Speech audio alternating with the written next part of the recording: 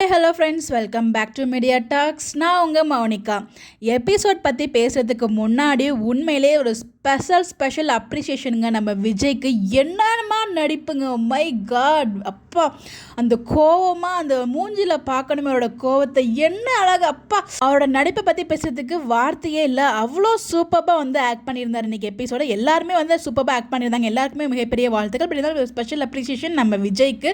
அவரோட அந்த மூஞ்சியில் கோவம், நான் என் பொன்னாட்டி என்னை பார்க்க விடுங்கன்னு சொல்லிட்டு அவ்வளோ ஒரு கோவத்தை காமிச்சிட்டு இருப்பாருங்க. உண்மையிலே வந்து பார்க்கும்போது அவ்வளோ ஒரு ஆச்சரியமாக இருந்துச்சு. எப்படி அந்த மனுஷன் இப்படி நடிக்கிறாரு அப்படின்னு சொல்லிட்டு வேறு லெவல் ஆக்டிங்கு. ஸோ இன்றைக்கி எபிசோடை பொறுத்த வரைக்கும் என்ன சொல்கிறதுனே தெரியல. இந்த இடத்துல நம்ம நிவினை நல்லவரா இல்லை கெட்டவரா ஒன்றுமே புரியல. எல்லாத்தையும் பண்ணிட்டு கடைசியில் பேச விடுங்கன்னு சொல்கிறியப்பா அப்படிங்கிற நம்ம விஜயோட மனசுமே நமக்கு புரியுது. பட் இந்த இடத்துல அட்லீஸ்ட் அவராவது சொல்கிறாரே அப்படிங்கிற மாதிரி தான் எனக்கு ஒரு ஃபீல் இருந்துச்சு. இவங்கெல்லாம் வந்து கான்ட்ராக்ட்னு சொல்லிட்டு இருக்காங்க. அந்த இடத்துல அவர் பேசுனது தப்பு தான், விஜய் பேசுனது தப்பு, நான் இல்லைன்னு சொல்லவே மாட்டேன். பட் இருந்தாலும் அவங்க தப்பு பண்ணவர் இங்கே வந்து நான் பேசணும்னு சொல்லி கேட்குறாருல்ல, அவருக்கு என்னதான் கான்ட்ராக்ட் முடிஞ்சாலும் அவருக்கு ஒரு வாய்ப்பு கொடுத்து பார்க்கல. எப்படி ஒரு ஏமாத்திரம்னு நினைக்கிறவங்க எப்படி வந்து திருப்பி வந்து பேசுவாங்க. அதான் போனால் தொலைஞ்சது போதும் அப்படிங்கிற மாதிரி விட்டுட்டு போயிருக்க மாட்டாங்களா காவேரியை. அவர் வந்து எனக்கு காவேரி வேணும் அப்படிங்கிறதுனால தான் திருப்பி வந்து அவ்வளோ அசிங்கப்பட்டாலும் வந்து நின்றுட்டு இருக்காரு. அப்போ கூட அந்த குடும்பத்தை யாருக்குமே புரியலையா. அவங்க பக்கம் இருக்க நியாயம் எங்களுக்கு புரியுது. பட் இருந்தாலும் விஜய் பக்கம் இருக்க ஒரு நியாயமும் நம்ம யோசிக்கணும்ல. அவர் பண்ணது தப்பு தான். அதில் விஜய் மட்டும் தப்பு பண்ணல, காவேரி ரெண்டு பேரும் சேர்ந்து இந்த முடிவை எடுத்தாங்க. அவங்க ஒன்றும் ஃபோர்ஸ் பண்ணல, இந்த முடிவை எடுக்க வைக்கல.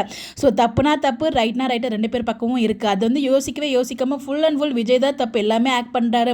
ஸோ நம்ம குமரன் வந்து பார்த்திங்கன்னா வாடா போட என்னென்னமோ பேசுகிறாரு. இதில் குமரனை பேசும்போது கங்கா ஏற்றிட்டு போகிறாங்க, அங்கே நிவினை பேசும்போது யமுனா ஏற்றிட்டு போகிறாங்க. யமுனா மறந்துட்டாங்க போல, இந்த கல்யாணம் எப்படி நடந்துச்சு, எப்படி அவரோட புருஷன் ஆனார், அதெல்லாம் நீங்கள் சொல்லியிருக்கணும். அதெல்லாம் வந்து சொல்லலை நம்ம விஜய். வேறு லெவலில் இருந்துச்சு இன்றைக்கி எபிசோட, ஃபயராக இருந்துச்சு உண்மையை சொல்லணும்னா. ட்ராக் வைஸ் நமக்கு வருத்தத்தை கொடுத்தாலும் எபிசோட் வைஸ் வேறு லெவலில் இருந்துச்சு. அந்த சீன் கத்தும்போது காவேரி அவங்க வீட்டில் விட மாட்டாங்க. அவங்க காவேரி வந்து விஜய் வந்தோடனே போக தான் போகிறாங்க. பட் அவங்கம்மா எல்லாருமே வலுக்கட்டாயமே அழைச்சிட்டு உள்ளே போகிறாங்க. கடைசியாக தான் காவேரி வந்து பாட்டின்னு சொல்லி அழுகுறாங்க. பட் அதுக்கு முன்னாடியே எனக்கு நான் போகிறேம்மா அப்படின்னு சொல்லிட்டு இவ்வளோ அவங்களுக்குமே ஒரு டவுட் இருந்துச்சு காவேரிக்கு, விஜய் வந்து நம்ம மேலே லவ் வச்சிருக்காரா இல்லையா அப்படின்னு சொல்லிட்டு.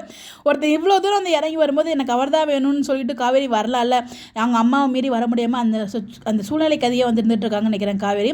என்ன சொல்கிறதுனே தெரியல. இன்னொரு பக்கம் தாத்தால அவன் விஷயத்தை அவனே பார்த்துப்பா அப்படிங்கிற மாதிரி சொல்கிறாங்க. ராகினி விஜய் கிட்ட நம்ம காவேரியை பற்றி குழப்பிடுறதா பண்ணாங்க. பட் அந்த விஜய்க்கு வந்து ராகினிக்கு நல்ல ஒரு பதிலடி கொடுத்துட்டு தான் வந்தார். ஓவரால் இன்னைக்கு எபிசோட் ரொம்பவே ஃபயராக இருந்துச்சு. ஸோ நீங்கள் என்ன சொல்கிறீங்க? உங்களுடைய கருத்துக்களை மறக்காமல் கமெண்ட்டில் சொல்லுங்கள். Bye bye.